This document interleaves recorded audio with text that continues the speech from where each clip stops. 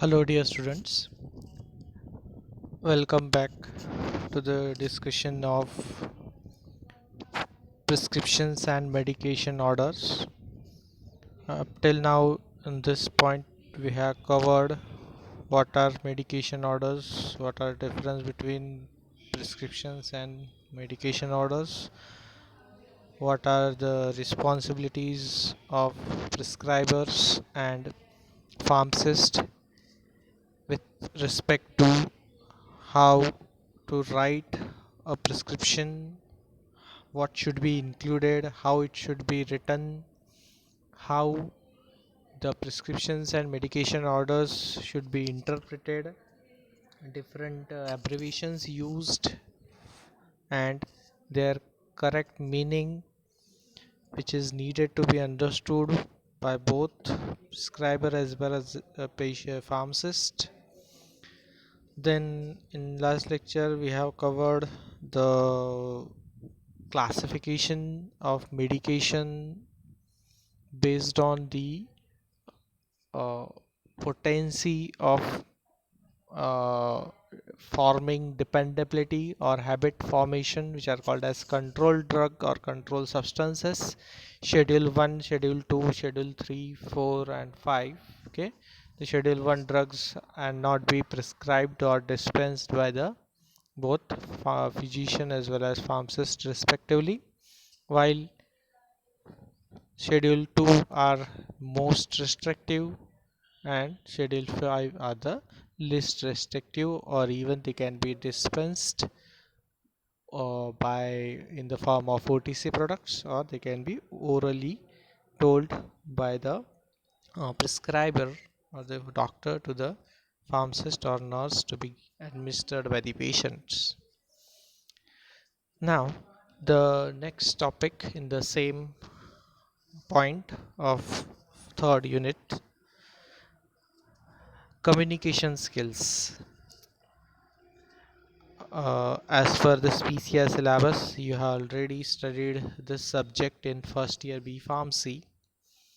Okay, and particularly when we are dealing with this trio called as prescriber, there is physician, then patient and pharmacist. Okay, the trio is there. There should be a proper communication, and what are different aspects needed to be understood by us, that will be learning over here. Okay, first of all, what is communication? Okay, just a small recap of what you might have studied in the first year B Pharmacy about this communication skills. Communication means simply to share or exchange the information here. uh, as a professionals, the information regarding the medicine, information regarding the patient, information about the disease symptoms, and many other things are there. So that exchange should be properly done. Along with that, there is uh, another thing related with this communication is the exchange of thoughts, ideas, feelings, as well as emotions in the form or as considering as a human being.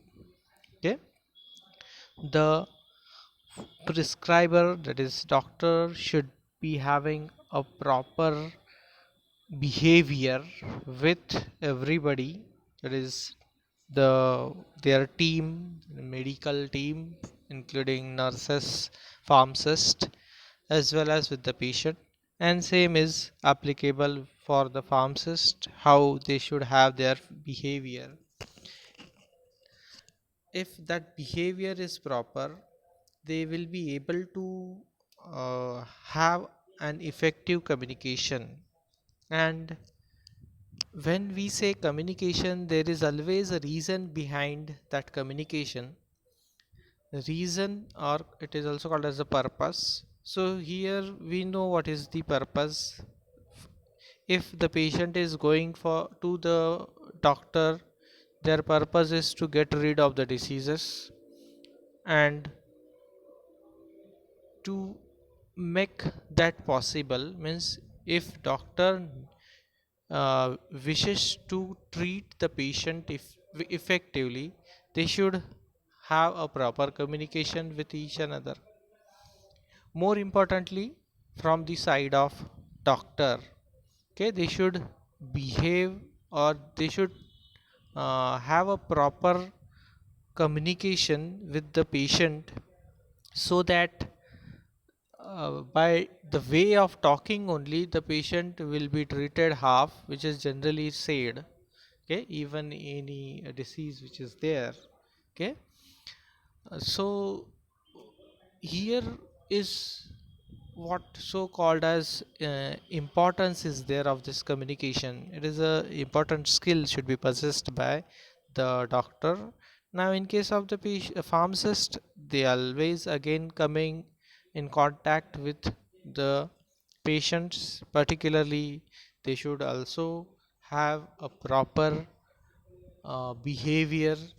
Okay, a humble behavior should be there importantly with every patient which is coming to their pharmacies. So there are many aspects regarding this communication, and the conversation which is taking place between any of two, okay, is called as communication. That conversation importantly should have important that is aspect called as understanding. The communication means simply a process of sharing information. So for this purpose there should be two persons involved, okay, or which is called as two parties. One is the sharer, or the person who is sending the message means information over here, or emotion, feelings, whatever it may be, sender. And second is the receiver. So again it is bidirectional. Okay, whatever information, if we'll take the example, if a patient is uh, having communications with the doctor, means doctor will ask details about the diseases, symptoms and any other thing. It is the responsibility, or it is actually said to be the interest or involvement of the patient to give a detailed information about the questions asked by the doctor, so that they will be doctors will be able to understand each and every aspect of the disease, and they will be able to give a proper dispensing, or they should be able to give a proper medicine, okay, or any other thing which is needed as per the information which has been shared by the patient. So what it is called as the sharing, and that exchanging is the bidirectional flow. There should be a sincere efforts made, there should be interest of both who are involved in the exchange process, that is sender as well as the receiver. And if all these things are properly done, we can say it is effective communication has been taken place. Effective communication means again the purpose for which the communication has been made is achieved. The reason for what the patient is going to the doctor is achieved if they are receiving a proper treatment. Okay, so with the help of communication only it is possible. So if you want a professionally effective communication, okay, mm, the pharmacist should have certain information with this regard. There are different messages they are sending. Okay, messages means whatever they are talking, the way of communication, the way they are looking at the patient, or with uh, the doctors, okay, everything, every aspect, even the posture, the gesture, the eyes, eye contact, many other things are there, or importantly the oral communication what they are doing. So these all are called as messages which are been sent by the pharmacist. They should be aware with this thing. Then how to perceive means how to have a effective communication, professional effective communication. Professional here it means with doctors, nurses, patients, and all other, even in between two pharmacists there is also possibilities. So how it is achieved, that has to be learnt or understood by the pharmacist. Then messages others are sending to us, that is also important. It is the responsibility of the uh, pharmacist in this case, that they should have their 100% attention towards the, if talking with doctors, okay, or towards the patient, uh, depending upon the situation. So they should be listening, they have to show their proper interest, and involvement should also be there. So they should uh, know about the messages what others are sending to the pharmacist. Then ways in which the pharmacists are interpreting these messages, okay, which several time may be not correct.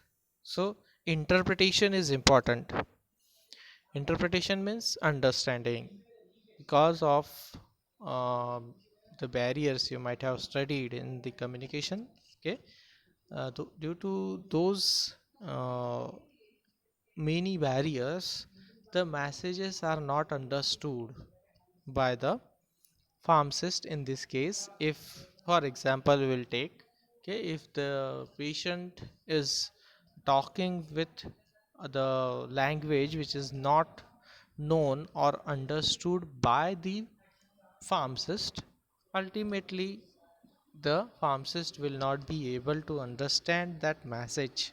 So there will be problem in evaluating or interpreting the message. So what is there, hence they should be using many things which are possibly important for having a effective communication in that case. Then how to use the communication is by means of making certain modification depending upon the condition or the situation which is arising during the communication with the patients or with the doctors, okay. They should be able to have certain sort of elasticity. They should be able to modulate the words. They should be able to make a proper variation in the way how they are communicating with one another. Depending upon the situation, it should be known or learnt by the pharmacist over here. So ultimately what they will be doing supports to good pharmacy practice, and they will be able to develop a good human relations. Definitely we know it, okay. If any person is having that capacity or called as skill or communication skill, that person is having good contacts with many or all the people with whom that person is coming across. What it is, because of the skill for he is or he or she is possessing, okay. And said to be the most important aspect in case of any human being. Here we are learning about the pharmacists. There are many possible types of communications, okay. Those communications are needed to be, means the types many are there. Before again this non-verbal communication, okay, in short I will be telling you what is the importance of communication in day-to-day life as well as in our pharmacy practice. Okay, if communication is proper, it uses to reduce the unnecessary competitions, and it becomes easy to work properly with one another. Okay, uh, by a proper harmony, which is called as, okay, they are having a sort of synchronization, they are understanding one another, they are able to have a effective communication, and ultimately what will happen, all the employees, in this case employees means all the members of the hospital, will be having a proper relationship with one another, and ultimately they will be working as a team. Okay, team, we know team is only successful when they are coordinating with one another. Coordination is also a sort of a type of communication. Okay, for coordination they should communicate with one another so that they are united. Okay, so it will be increasing the productivity, and ultimately the responsibility of the every member is there to have a proper communication.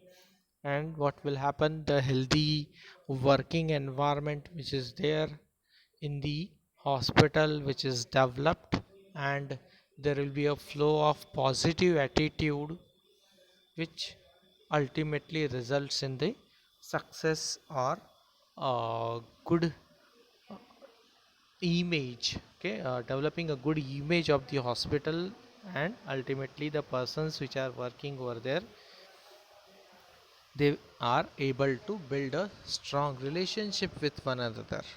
Okay, and further, by the use of this communication, there are chances of developing innovation, or the ideas will be generated due to the exchange of we know even ideas can be exchanged, or words, or the feelings which are there. So depending upon these all things, there will be betterment of the hospital. They the people, the pharmacist, doctors, and all the members of the medical team will be coming together, okay, closer to one another. They will be understanding one another, so that there will be lesser or no misunderstanding. We know due to misunderstanding many problems are arising. The thoughts will be clear. Okay, they will be having a proper expressions with their behavior with one another. So these are many sort of things which are said to be important in, if a person is having a proper communication. Okay, now when we say type of communication, there are many actually. Okay, those are verbal communication, means by using words. Okay, by exchanging symbols also, the communication are there. Okay, by speaking with people, and in opposite with that is called as non-verbal communication. It is having the involvement of body posture, gesture, another body movement. Okay, and many other things are there in this non-verbal communication. So let us discuss one after another. Okay, here we'll be discussing by the point of view as of the this uh, medical profession. Okay, the other things about the communication you already studied in first year. See, non-verbal communication includes the information or messages which are exchanged or conveyed through body posture. Okay, how, what, again it is called as body language. In common terminology is their body language. which is non-verbal. How you are standing, how you are having moving your hands during talking with the patients, with the doctors. Likewise, many things are there. Okay, see here we are having example. A person who is sitting with their arms and legs crossed signals a closed body posture and hinders the free flow of communication. Ultimately, definitely it is there. Okay, if anybody with whom you are communicating, and that person, the person sitting in front of you, is sitting in this body posture, that is folded arms, okay, and legs over one another, one leg over another, that is legs crossed. It means simply there is a barrier which is said to be a barrier which is resisting a free flow of information. Okay, and hence it is a type of a non-verbal communication, but in the form of a barrier. Okay, other ways are there of the non-verbal communications are looking away. Okay, again it can be included in the barriers itself. You are again you are speaking with one another, and one person, okay, might be sender or receiver, whoever it may be. Okay, that person is not interested, okay, is looking on another side or doing something else at the same time during the communication process, or allowing the people to interrupt you. So these all are saying that there is a signal of inattention, or it is inhibiting the communication. It is a sort of barrier which is resisting effective message to be conveyed from the sender to the receiver, or from the receiver to the sender. So if all these things happening, okay, which are said to be the type of non-verbal communication. Sometimes these non-verbal signals are from others we notice can be used to modify the communication.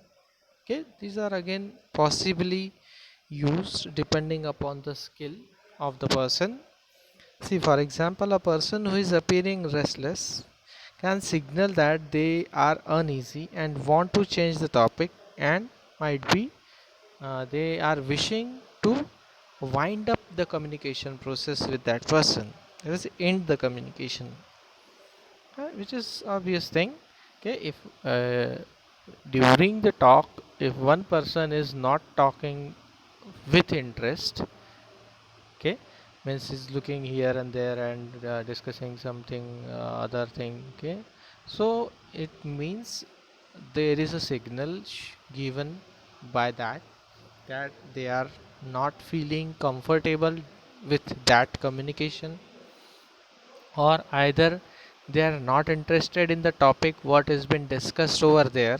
Okay, so you need to change the topic in that condition, or completely they don't want to communicate with that person. So these are a signal which are given many times, and we should be able to understand those non-verbal signals which are used, okay, to have a proper communication. Even we cannot say that how sir this is a communication is happening over here.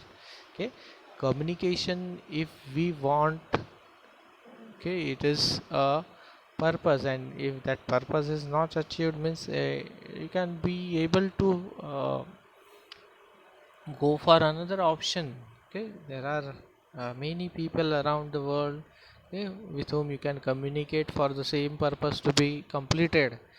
And uh, what it is there, we should take it positively. If one is not interested with you, can move to another. You might have understood, okay, what I want to tell. In such cases, actions need to be taken, like changing the topic temporarily, or asking if they are uncomfortable. Directly you can ask that person with the communication with whom you are doing that. If they are not feeling comfortable, they will be changing the topic for some time, okay, or they will be ending the process. Another thing in the non-verbal communication is the facial expressions.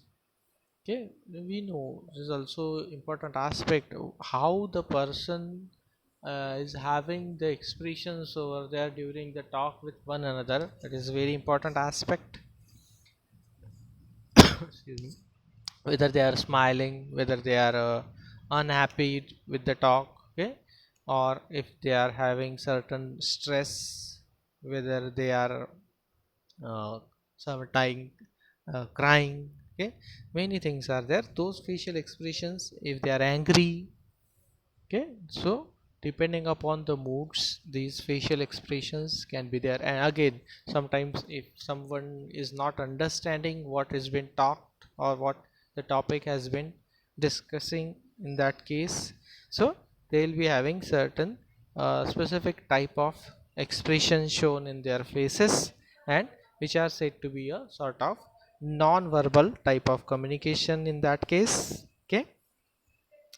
Then another thing is the eye contact, most important thing again, which is said to be an indicative of the level of attention. Okay, if somebody is having a continuous eye contact with one another, they are said to uh, have a proper 100% attention towards one another. What the person, okay, both are communicating with one another, uh, that is means they are honestly involved in the communication, or both are confident. Okay, another also case is there. If you are confident, you are having the eye contact with the person with whom you are talking, okay, and if you are not confident, you are generally not looking into the eyes of the person, okay. Might have happened with you several times if you are done some mistake, okay, in classes or in practicals, if you'll say. And if a teacher asks you what is happening over there, or and if you are not looking into the eyes of the teacher, they will understand that there is a problem with you, okay. Or if you have not involved in that problem, okay, or if you are not involved in that so-called as incidents over there, okay, you will be confidently looking into the eyes, and what it is called as that it is a sort of non-verbal communication, which is eye contact, and very important one. We know several times this word is used. The sayings are there. Eyes speaks a lot than the words. Okay, you can read if you are able to read the eyes of the person. They are telling everything about the feelings. Okay, about the person with whom they are discussing or they are involving in the communication. So that eye contact is the important aspect over there. An effective communicator will be aware of exchange of non-verbal message, and not only of others reaction but of his or her own behavior and impact. If the communicator or the sender or receiver, whoever it may be, if they are aware with all these non-verbal communications or those body postures or body movement or gesture, whatever it may be, if they are using them with a proper understanding, okay, with their own, importantly, they will be becoming effective communicator. If you are using every sort of skill in the form of communication with you, importantly this non-verbal skill, okay, you will be said to be a good communicator, effective communicator. And if you are not using it, okay, there will not be possibilities of uh, getting the attention of the people towards you. Another form of non-verbal message is to convey information through the use of diagram, which is again said to be a part of or a type of non-verbal communication. Diagrams, signs, symbols, which are used several times, okay, for providing or giving the information to one another, and all these things are said to be the part of non-verbal communication. Okay, the other things about this communication we'll be discussing in our next lecture. Thank you.